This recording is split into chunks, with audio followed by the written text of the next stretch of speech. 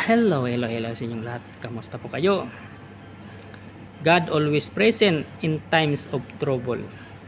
Si Lord handang sumaklolo kung may kaguluhan.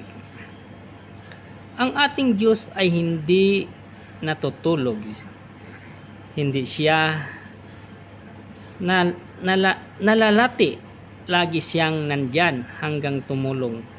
Handang umalalay. Hindi kailangan ang appointment para tumawag sa Diyos. Laging available si Lord para sa iyo. Ano ang sabi niya dito sa Isaiah chapter 41 verse 10? Huwag kang matakot, ako ang iyong Diyos. Palalakasin kita at tutulungan. Ayan, salamat sa Diyos sa kanyang mga salita. Thank you po sa inyong lahat sa panonood.